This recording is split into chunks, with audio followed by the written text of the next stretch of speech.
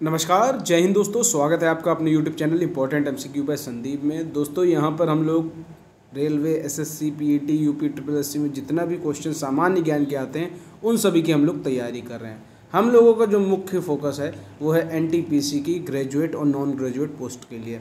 तो यहाँ पर जो मैंने पिछला पार्ट 1 बनाया था तो उस पार्ट 1 में आपसे एक क्वेश्चन पूछा था और आपको बोला था कि उस क्वेश्चन का आंसर कमेंट में बताइए। तो यहाँ पर वो क्वेश्चन क्या था, स्वराज पार्टी की स्थापना कब हुई? 1912, 1919, 1923, 1930।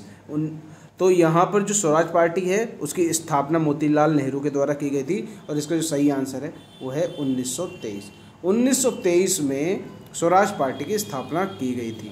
अब चलिए बढ़ते हैं आज के टॉप 10 क्वेश्चन की तरफ। टॉप 10 क्वेश्चन पर बढ़ने से पहले हम पहले आपसे एक क्वेश्चन पूछ लेते हैं और इसका जवाब हम आपको लास्ट में देंगे कि किस अधिवेशन में मोहम्मद अली जिन्ना ने पाकिस्तान की मांग की।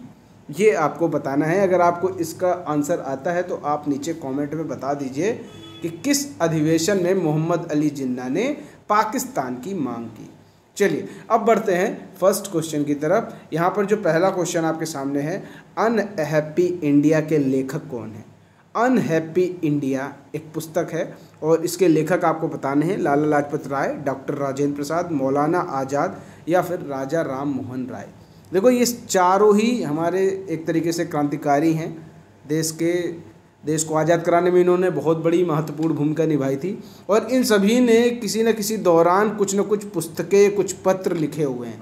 तो यहाँ पर आपको ये बताना है कि अनहैप्पी इंडिया के लेखक कौन है। तो सबसे पहले अगर हम बात करें राजा राम मोहन राय की, राजा राम मोहन राय ने एक पत्र लिखा था जो बहुत ज़्यादा पूछा जाता है, संवाद कौमुदी। ये पत्र किसने लिखा? तो ये आपको पता होना चाहिए कि ये राजा राम मोहन राय ने लिखा। अगर हम बात करें मौलाना आज़ाद की, मौलाना आज़ाद इन्होंने ऐसा क्या लिखा? इन्होंने भी एक पत्र लिखा था, उसका नाम था अल हिलाल। क्या है? अल हिलाल। साथ ही साथ इनकी एक पुस्तक है इंडिया विंस फ्रीडम, वो भी आपको पता होनी चाहिए, इंडिया विंस फ्रीडम। ये भी आपके मौलाना आज़ाद के द्वारा लिखा गया है। अब अगर हम बात करें डॉक्टर राजेंद्र प्रसाद की, तो डॉक्टर राजेंद्र प्रसाद ने एक पुस्तक लिखी थी, उसका नाम था India divided. Doctor Rajendra Prasad ने क्या लिखी थी? India divided. ये राजेंद्र प्रसाद ने लिखी थी। अब यहाँ पर जो क्वेश्चन है कि अनहैप्पी इंडिया के लेखक कौन हैं, तो वो हैं लाला लाजपत राय। तो जितने भी क्वेश्चन इससे बन सकते हैं वो सब मैंने आपको बता दिए। अनहैप्पी इंडिया के लेखक कौन है? लाला लाजपत राय। डॉक्टर राजेंद्र प्रसाद की जो पुस्तक है उसका नाम है इंडिया डिवाइडेड। मौलाना आज़ाद का एक पुस्तक है इंडिया विंस फ्रीडम और एक इनका पत्र बहुत ज़्यादा फेमस है अल हिलाल करके। राजा राम मोहन राय का ये भी एक पत्र ही है, संवाद कौमुदी नाम से। कभी कभी सीधा क्वेश्चन ये भी आ सकता है कि आखिर संवाद कौमुदी है क्या? पत्र है, पुस्तक है या कोई नाटक है? तो आपको पता होना चाहिए संवाद कौमुदी एक पत्र है। नेक्स्ट क्वेश्चन की तरफ बढ़ते हैं। सर्वेंट ऑफ इंडिया सोसाइटी नामक संस्था की स्थापना किसने की? यहाँ पर आपके सामने 4 ऑप्शन भी दे रखे हैं, सर सैयद अहमद खां, ज्योतिबा फुले, सुभाष चंद्र बोस और गोपाल कृष्ण गोखले। तो यहाँ पर आपको पता होना चाहिए जो सर सैयद अहमद खां हैं इन्होंने कौन सी संस्था का स्थापना की? वो थी साइंटिफिक सोसाइटी। और ये कब की थी? 1864 में साइंटिफिक सोसाइटी की स्थापना की थी। बात करें ज्योतिबा फुले की, तो इन्होंने 1873 में एक संस्था थी, उसका नाम था सत्य शोधक समाज, उसकी स्थापना करी थी। अब अगर हम बात करें सुभाष चंद्र बोस की, तो सुभाष चंद्र बोस ने 2 संस्थाएं थी जो ज़्यादा फेमस हैं। एक थी 1939 में इन्होंने एक संस्था थी, वो थी फॉरवर्ड ब्लॉक, और दूसरी इन्होंने संस्था की स्थापना की थी 1942 में आज़ाद हिंद फौज की। लेकिन यहाँ पर जो क्वेश्चन है, सर्वेंट्स ऑफ इंडिया सोसाइटी की स्थापना किसने की?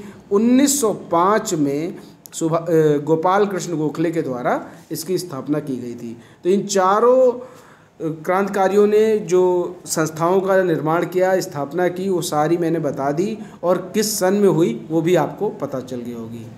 आगे देखते हैं। अगला क्वेश्चन है, प्रांतीय संविधान समिति के अध्यक्ष कौन है? अगर आपको इसका आंसर आता है तो प्लीज़ कमेंट में बताइए कि प्रांतीय संविधान समिति के अध्यक्ष कौन थे। यहाँ पर आपके सामने 4 ऑप्शन भी दे रखे हैं, डॉक्टर भीमराव अंबेडकर, जवाहरलाल नेहरू, वल्लभ भाई पटेल, JB कृपलानी। देखो जितने भी ऑप्शन है मैंने इस तरह के ऑप्शन जानबूझ के डाले कि इनसे कुछ ना कुछ रिलेट जरूर करता है संविधान में या क्वेश्चन है।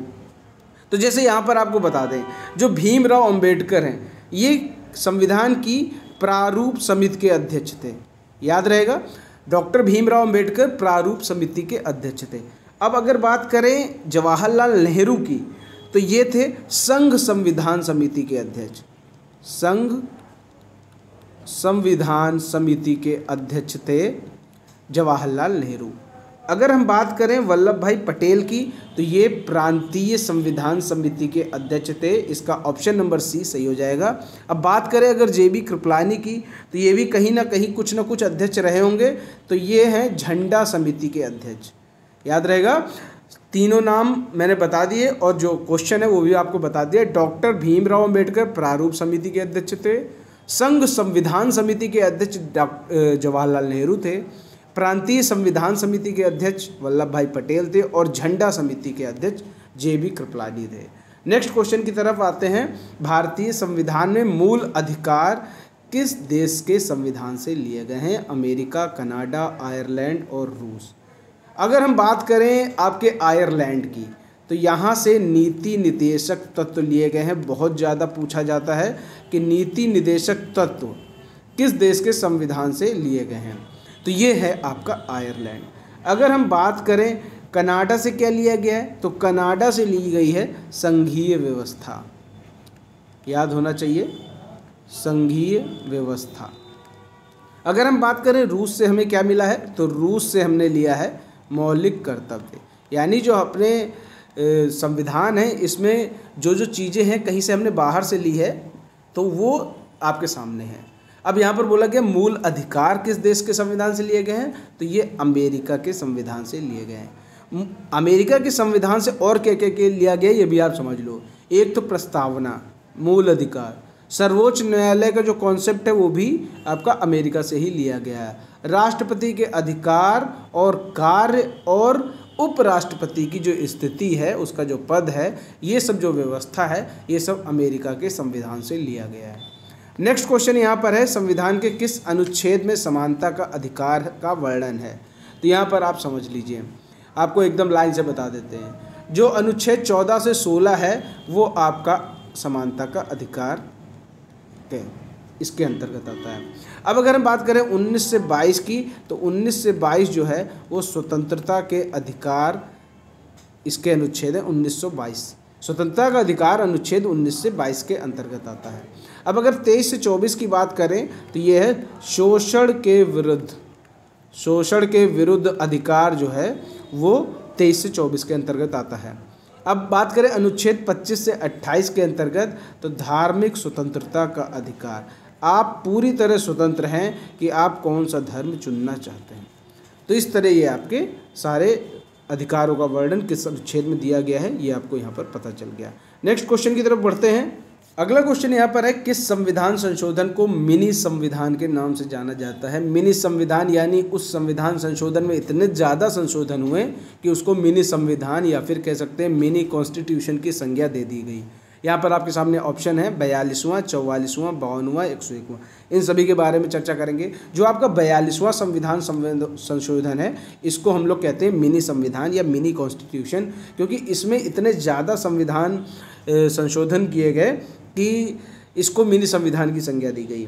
देखो, और यहाँ पर एक और चीज़ बहुत इम्पोर्टेंट है, ये भी अक्सर क्वेश्चन पूछा जाता है कि धर्मनिरपेक्ष, समाजवादी और अखंडता नामक शब्द किस संविधान संशोधन में जोड़े गए? तो वो आपका 42वें संविधान संशोधन में जोड़े गए। आखिर ये कब किया गया? 1976 ईस्वी में इसको किया गया। तो ये चीज़ आप समझ गए। और जो नागरिकों के 10 मूल कर्तव्य थे वो भी निश्चित किए गए इसी संविधान संशोधन के अंतर्गत। तो ये आप समझ गए। अब अगर हम बात करें 44वें संविधान संशोधन की, तो ये 1978 में किया गया, 44वां, ठीक है। और इसमें क्या है, संपत्ति के जो अधिकार था उसको पूरी तरीके से समाप्त करके एक तरीके से विधिक अधिकार बना दिया गया। कोई ये नहीं कह सकता कि मुझे संपत्ति चाहिए ही चाहिए। ये मूल अधिकार हटा दिया गया, पहले ये मूल अधिकार हुआ करता था। अब बात करें अगर 52वें की, तो 52वां जो था वो 1985 में था, और इसमें क्या हुआ था, इसमें ये संशोधन किया गया था कि जो संविधान है उसमें 10वीं अनुसूची जोड़ी जाएगी। 52वें संविधान संशोधन में 10वीं अनुसूची जोड़ी गई, और जो राजनीतिक दल बदल था उस पर कानूनी रोक लगाने की परमिशन मांगी गई, या उसमें कानूनी जो रोक था कि कुछ लोग क्या करते थे, दल बदल लेते थे, तो उस पर पूरी तरीके से रोक लगाने का प्रयास किया गया। फिलहाल वो आज तक रोक लग नहीं पाई है। कोई भी चाहता है किसी भी पार्टी में चला जाता है, जीतता किसी और पार्टी से और चला बाद में किसी और पार्टी में जाता है, तो वो आज तक लागू नहीं हो पाया। लेकिन ये कानून में कर दिया गया कि आप राजनीतिक दल बदल नहीं कर सकते। जैसे यहाँ पर अब अगला है 101वां। 101वां बहुत इंपॉर्टेंट है और पूछे जाने की बहुत ज़्यादा संभावना है। जीएसटी से रिलेटेड है ये, जीएसटी को पास करने से संबंधित है 101वां संविधान संशोधन। तो इस तरह आपने ये सारे संविधान संशोधन के बारे में पढ़ लिया। अगला क्वेश्चन यहाँ पर है, लोक लेखा समिति में कुल कितने सदस्य होते हैं? आपके सामने क्वेश्चन है 15, 7, 18, 22, ये आपको बताना है। तो लोक लेखा समिति में कितने सदस्य होते हैं? तो यहाँ पर जो लोक लेखा समिति है, इसमें लोकसभा और राज्यसभा से मेंबर लिए जाते हैं, जो चुनकर आते हैं, मेंबर ऑफ पार्लियामेंट। तो लोकसभा से कितने लिए जाते हैं और राज्यसभा से कितने लिए जाते हैं, और टोटल इन दोनों को मिला के हो जाते हैं। तो लोकसभा से आपके लिए जाते हैं 15 और राज्यसभा से लिए जाते हैं 7, तो यहाँ पर टोटल आपके कितने हो गए? 22 मेंबर। तो लोक लेखा समिति में कुल कितने सदस्य होते हैं? तो हम ये कह सकते हैं 22। इसका जो राइट आंसर होगा वो होगा 22। याद रहेगा, याद रखिएगा। चलिए नेक्स्ट क्वेश्चन की तरफ बढ़ते हैं। लोकसभा तथा राज्यसभा की 2 बैठकों में अधिकतम कितना अंतर होना चाहिए? यानी लोकसभा तथा राज्यसभा की कोई 2 बैठकें हों तो उनके मध्य में कितना अधिकतम अंतर हो, कि बस इससे ज़्यादा ना हो, इससे पहले ही आपकी अगली बैठक हो जानी चाहिए। 3 माह, 6 माह, या फिर 1 वर्ष, या फिर 2 वर्ष। तो लोकसभा तथा राज्यसभा इनकी जो बैठक का जो न्यूनतम अंतर है, अधिकतम अंतर है, वो है आपका 6 माह। 6 माह से ज़्यादा नहीं होना चाहिए, 6 माह के अंदर ही अगली बैठक हो जानी चाहिए। नेक्स्ट क्वेश्चन है यहाँ पर, देश के राष्ट्रपति किसी राज्य में किसकी रिपोर्ट पर राष्ट्रपति शासन लागू कर सकता है? तो राष्ट्रपति शासन कब लागू किया जाता है? अगर देश में कोई समस्या आ जाती है, या फिर जब अगर यहाँ पर जैसे क्वेश्चन में दे रखा है राज्य, अगर राज्य में राष्ट्रपति शासन कब लागू किया जाएगा? जब राज्य कानून व्यवस्था में फेल हो जाता है, राज्य अपने आप अपने राज्य को संभाल नहीं पाता है, कोई मुख्यमंत्री अपने राज्य को संभाल नहीं पा रहा है, तो वहाँ पर ये संस्तुति कर दी जाती है कि यहाँ पर राष्ट्रपति शासन लगना चाहिए। तो वो किसकी रिपोर्ट पर करता है? तो वो करता है राज्यपाल की रिपोर्ट पर। राज्यपाल रिपोर्ट बनाकर देता है राष्ट्रपति को, और राष्ट्रपति उस राज्य में आपका राष्ट्रपति शासन लगा देता है। कभी कभी क्वेश्चन ये भी आता है कि आखिर किस अनुच्छेद के अंतर्गत राष्ट्रपति शासन लगाया जाता है? तो वो है अनुच्छेद 356। याद रहेगा, अनुच्छेद 356 के अंतर्गत किसी राज्य में राष्ट्रपति शासन लगाया जाता है। दूसरी बात, अगर देश में कभी वित्तीय संकट आ जाता है तो राष्ट्रपति वित्तीय संकट का भी आपातकाल लगा सकता है, और वित्तीय संकट का जो आपातकाल लगाता है राष्ट्रपति, जो राष्ट्रपति शासन उसमें लागू होता है वो होता है अनुच्छेद 360 के अंतर्गत। राज्य में लगेगा 356, और अगर वित्तीय आपातकाल के अंतर्गत राष्ट्रपति शासन देश में लगाया जाता है या कहीं लगाया जाता है तो वो 360 के अंतर्गत। 10वां प्रश्न है, किस उपराष्ट्रपति का निधन कार्यकाल के दौरान हुआ? GS पाठक, B.D. जत्ती, M. हिदायतुल्ला, या फिर डॉक्टर कृष्णकांत। तो यहाँ पर आपके सामने ये 4 ऑप्शन दे रखे हैं।